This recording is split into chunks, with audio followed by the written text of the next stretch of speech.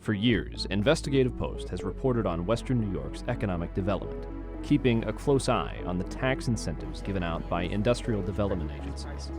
Investigative Post editor Jim Heaney sat down with Greg LeRoy from Good Jobs First to talk about the future of economic development in Buffalo and throughout the region. This is Investigative Post. I'm here with Greg LeRoy, probably the leading expert in the country on economic development subsidies. He's founder and executive director of Good Jobs First, which is a research-based, advocacy. How would you describe Good Jobs First? Well, we're a think tank. We have 6 unique databases, but we also have a point of view, and we don't hide that point of view. Subsidies are out of control. There's a lot of collateral damage, and there's a better way to do things. Yeah. So just for our viewers and listeners, we use Greg and Good Jobs First in their databases extensively on our subsidy reporting. Dale Shoemaker does most of that. And, Greg and I go back 25 years or so. We do. So you've been to Buffalo a few times. I have. And you're here for a conference. So let me begin. You kind of hit the theme here. Do subsidies actually create jobs and grow the economy? Well, the word subsidies is a specific choice for us, as opposed to the word incentive, which is what the official press likes to use and the official dumb likes to use a lot.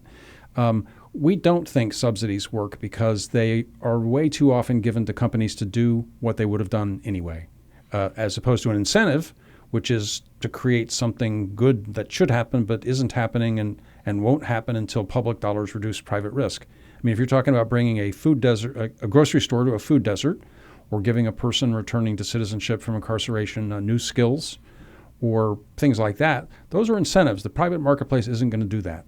And we applaud those uses, helping small businesses, et cetera. So politicians love subsidies. They do. And companies that receive them love them. And a lot of press coverage that's generated around tax breaks and other subsidies kind of follow this narrative of we need to do this in order to create jobs, save jobs, grow our local economy. Where did that narrative come from?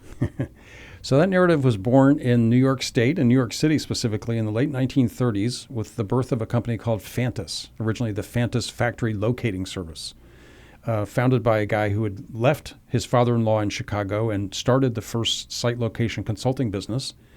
And he basically helped thousands of companies over the next several decades run away from the Northeast and the Midwest to the South, and in some cases offshore. But the system that Fantas created, this guy named Leonard Yassin and his employees, basically it's a corporate-dominated structure to control the narrative. That is, companies never actually reveal what made the decision.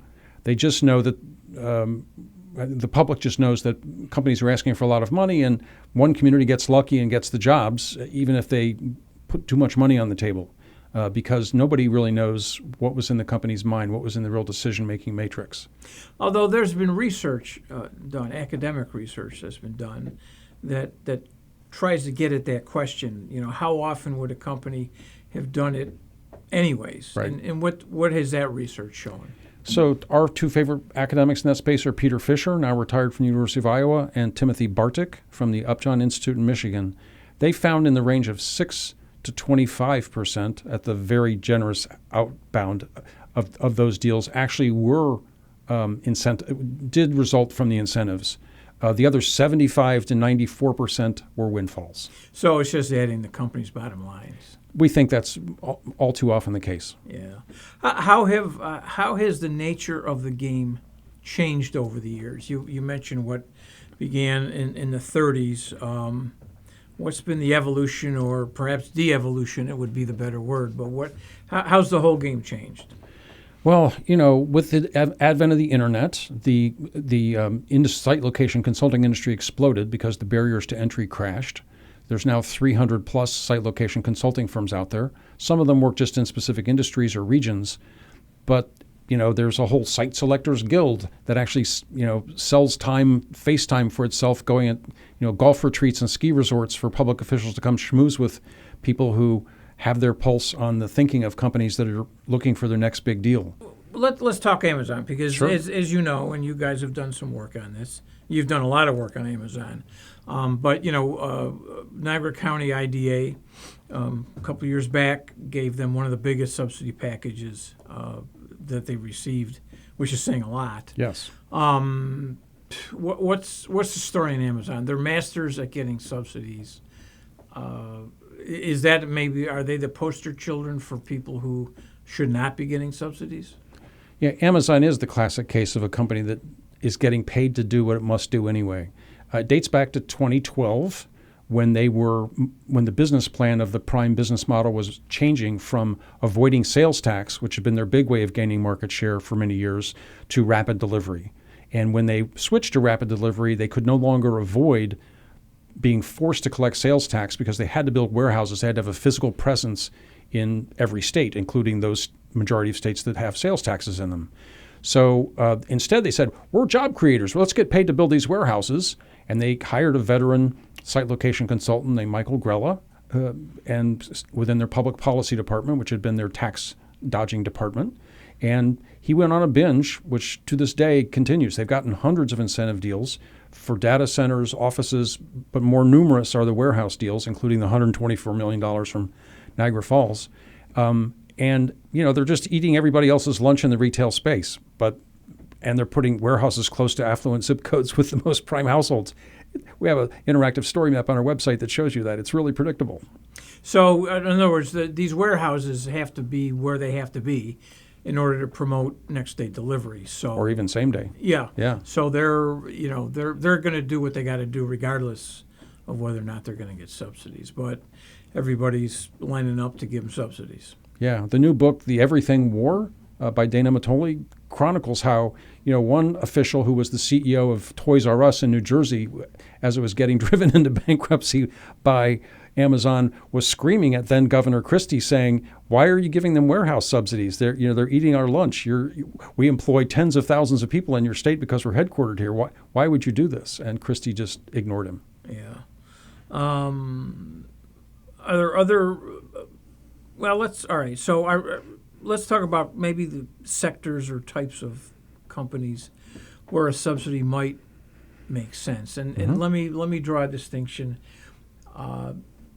Trying to keep a company in the United States versus offshoring jobs, compared with the kind of war between the states, and really in New York in particular, battle from communities against each other within the same region. I mean, right. We've got a multitude, as you know, we got a multitude of IDAs. You've only got 8 IDAs in the 2-county metro area. Yeah. Well, actually, how unusual, how far off the reservation are we with 8 IDAs in a 2-county area? You're way off the reservation. I mean, you're right up there with Westchester County, I guess, in terms of New York State or just across the country?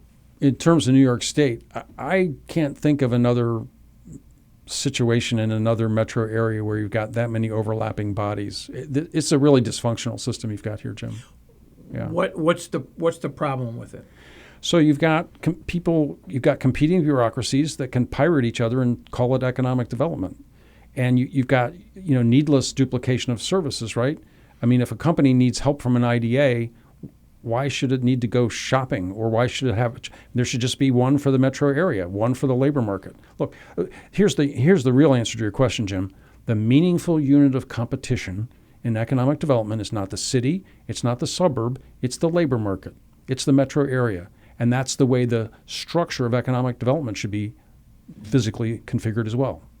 Is that the way it's done outside of New York State for the most part, or does it vary? It varies. It varies. And obviously some states have much more powerful county governments, in which case counties, are big dogs, even if it's a multi-county metropolitan area.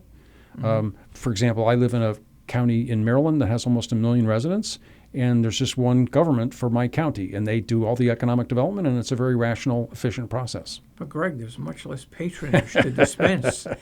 One government. That's true. Okay. Let's talk about Micron, because as you mentioned, they're planning on building a large plant north of Syracuse with billions of dollars worth of subsidies. is there a better? It's not just the feds, but the state and local are throwing a lot of goodies their way, as well. Are there? Was there a better way to do that deal? I think so. Again, Uncle Sam is paying a lot of money for these microchip plants. They're paying production credits for the microchips, which will shower that company with billions of dollars in refundable corporate income tax credits, cash from Uncle Sam, essentially. Mm-hmm. The same is true of a lot of battery and EV facilities. I think it would have been better, and certainly the official guidance, the official notice of funding opportunities that came out from the Department of Commerce said in fine print that nobody paid any attention to, we want local governments and state governments to incentivize these facilities, but they said don't give the money directly to the company. Use it to make your place sticky for tech. Work on your workforce development strategies, your talent pipeline, your infrastructure supporting tech, on the public goods, in other words, that will benefit lots of employers that you want to try to gain around these big facilities. And is New York doing that? I can't see it. I mean, I know there's a lot of feel-good stuff going on in Clay, north of Syracuse, and I'm sure there'll be a lot of spillover effects because there'll be a lot of suppliers, and there'll be a lot of disposable income resulting from those jobs. And I know that they're trying. I'll put it this way.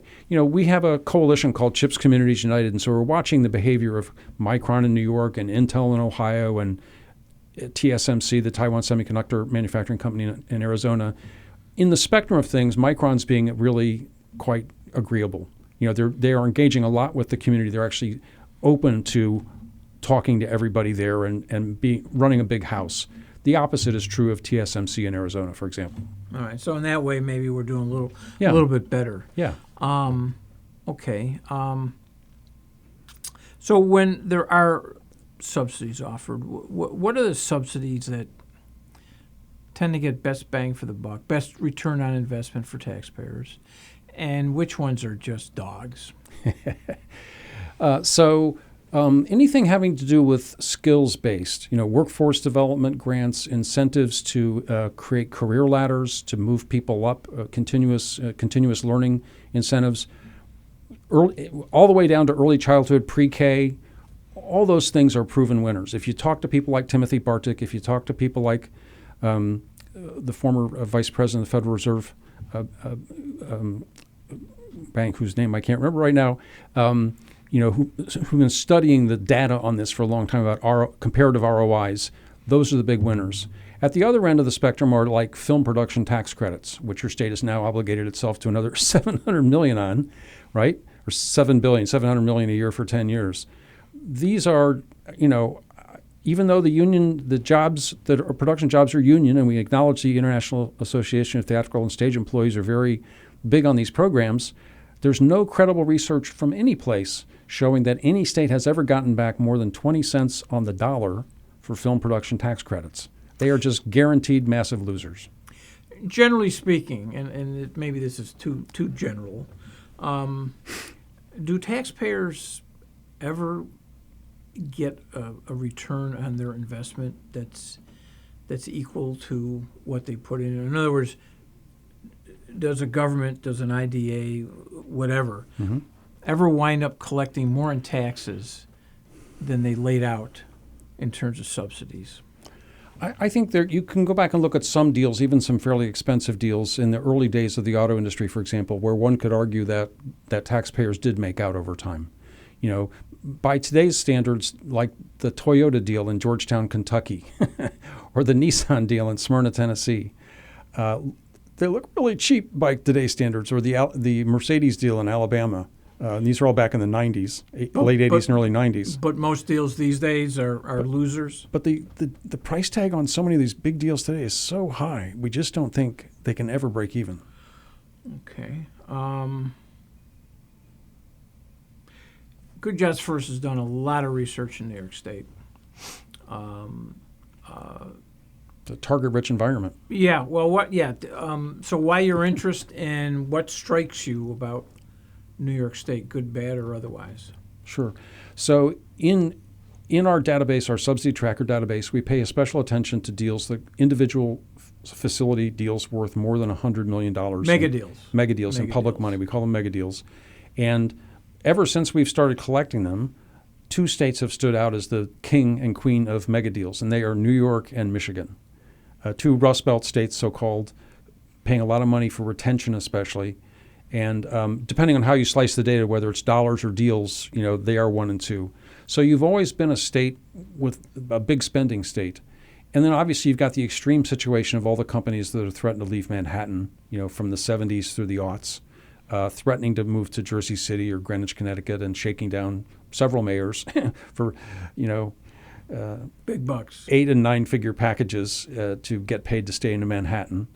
And then you've got the corruption of the IDA system. I mean, I think, it's, as we know from recurring studies from the Fiscal Policy Institute when they do the state of working New York, if you cleave off upstate New York and treat it as a separate state, it's right down there with Mississippi and some other impoverished states in terms of its economic performance for the last 3 or 4 decades. Yeah, actually, Charlotte Keith and I, this goes back 5-6 years. We did a report that you're actually quoting Investigative Post. I like it. If upstate New York was a separate state, make it 51 states in the country, our economic growth was 4th worst. Yeah. In the country. Yeah. We were below Mississippi. So, and I lay that at the feet of your IDAs. And I what think, are they doing wrong? Well, they're just structured wrong. There's, for example, you shouldn't have 8 of them in one metro area. You shouldn't have 5 of them in Rochester. You shouldn't have whatever the number is in Westchester County, 6 or 8 or whatever it is. They should be unified bodies per labor market, which is, like I say again, the meaningful unit of competition and economic development. But also, they are hammers looking for nails, right? They just do tax breaks, and as we said in a recent study, their staffs and their consultants, their law firms have monetary self-interest in giving away more tax breaks because they take a cut of those transactions and transaction fees, which comprises 80 to 100% typically of their revenue base for their payrolls. In other words, if they don't approve the deal, they don't get any money. Correct. The other big structural problem here is, which we have always said, is the power to give away tax breaks should never reside with anybody who can't be held accountable at election time. Because you're budgeting. When you give away these tax breaks, you're making budget decisions. And that's an elected official's responsibility. And the entities that suffer the most are school districts in the form of lost tax revenue, correct? Talk about that a little bit. So we estimated a year ago that schools across the state lose $1.8 billion a year annually to tax abatement programs. New York City loses the most by far, but it's an epidemic. You've got 7 school districts in the state losing more than $5,000 per student per year, even after the payments in lieu of taxes, even after the offsetting payments. Well, that's a lot when you consider average per student spending in New York State, depending on the district, is $20,000 to $35,000 per student. It's a big chunk. So, yeah. You could do a lot with that. It really is. How is New York State when it comes to transparency on economic subsidy deals? It's better than average. Unusually, your state transparency portal captures a lot of data from all the IDAs. I know there's a history behind that and an active role of your state comptroller's office, but it means that compared to most states, your state transparency portal, and we capture all that data conveniently in Subsidy Tracker and even enhance it for users, you get all that local tax break data too. That's only true in a few other states like Louisiana and Ohio, historically. So we're good. Another big dispenser of subsidies is the state's economic development. Empire Agency, State. Empire State Development. Any particular insights on ESD? No, I haven't looked at them recently. I mean, obviously we got past, was it Startup New York? Was that the other crazy idea of the Cuomo administration that we knew from the get-go was a turkey? But no, I haven't looked at them recently. I'm sure they played a big role in the Micron deal and, Yeah. All right. How should one measure the effectiveness of a subsidy deal? We kind of wrestle with that as journalists.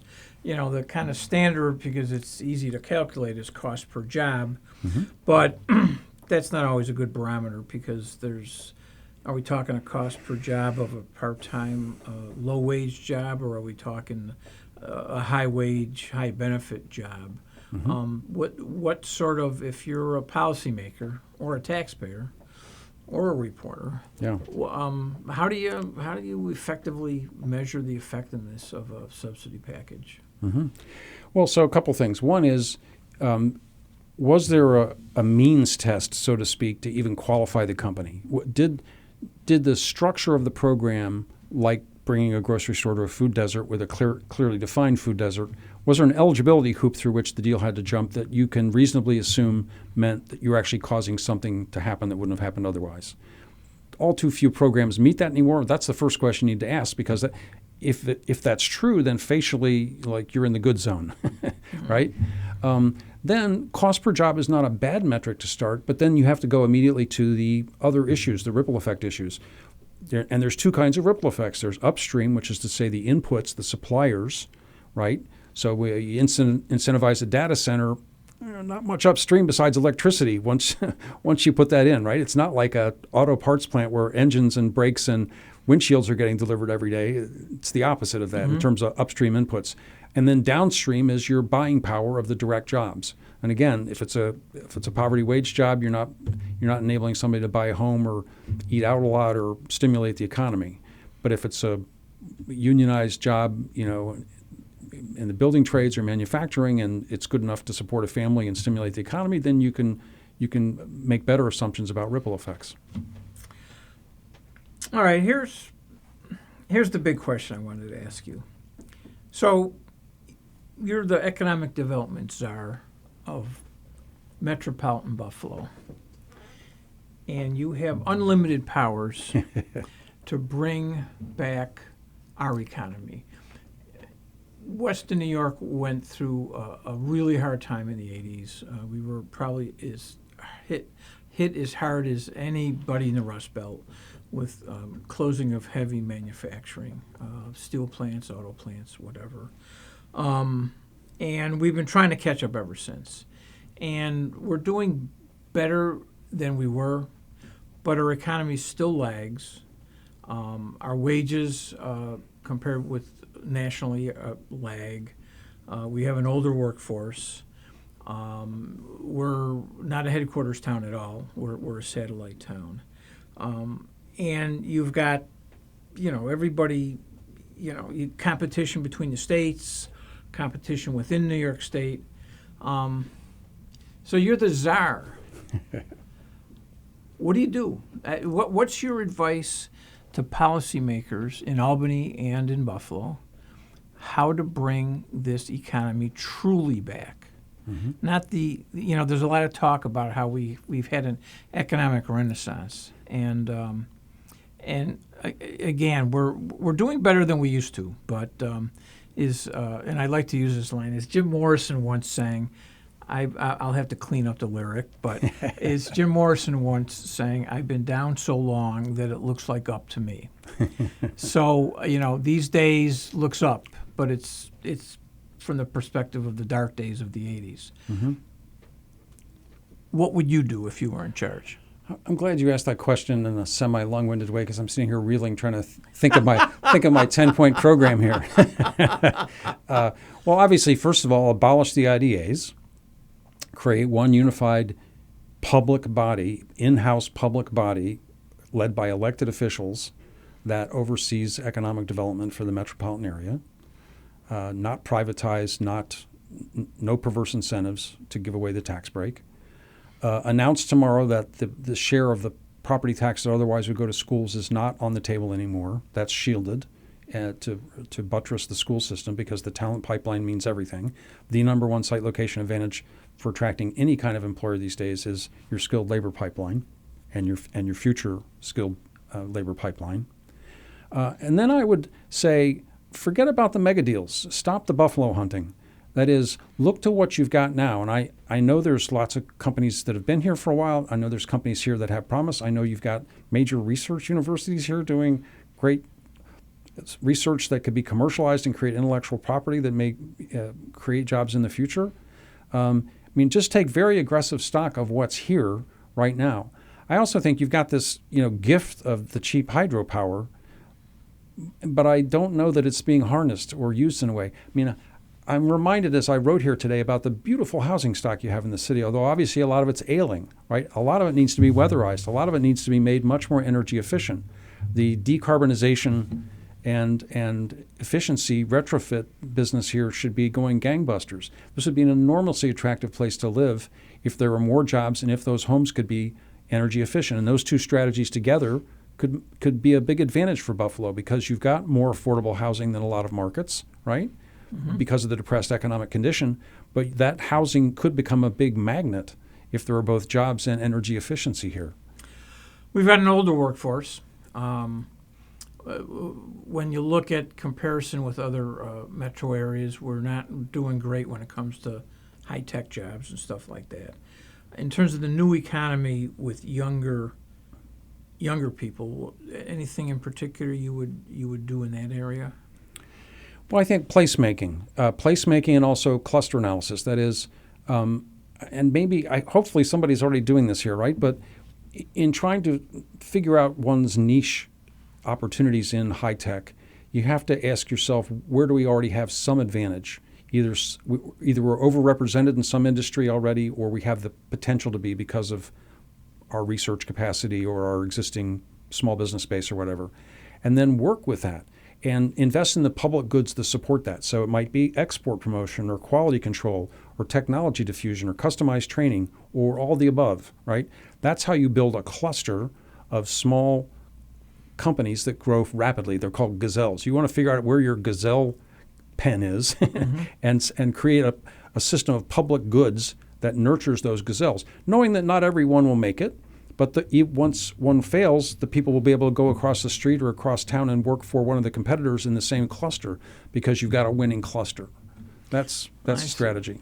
All right, now we're on the Canadian border. We're an hour and a half from Toronto, which is probably one of the 5 largest metro areas / regional economies in North America. Mm-hmm.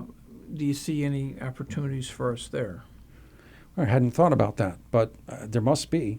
I don't know the answer to that. I don't know what kind of trade already crosses the border every day or what opportunities present themselves. But yes. Okay. Why not? Anything I haven't asked you that is on your mind? You've exhausted my list, but yeah. the floor is yours, Mr. LeRoy.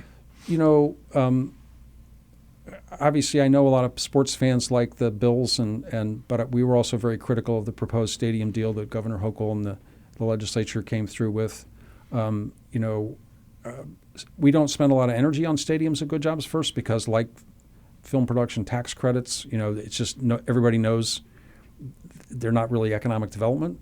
They have important. I understand they're important to kind of municipal egos and people's entertainment diets, but it's another issue of like, what else could you have done with that much money? Opportunity cost. Yeah. Opportunity cost. Yeah. So. All right. Back to basics. Quit the buffalo hunting. Abolish the IDAs. Make the policy adherent to people who can be held accountable at election time. Get rid of the perverse incentives to give away the tax base, and grow your own. Grow your own. All right.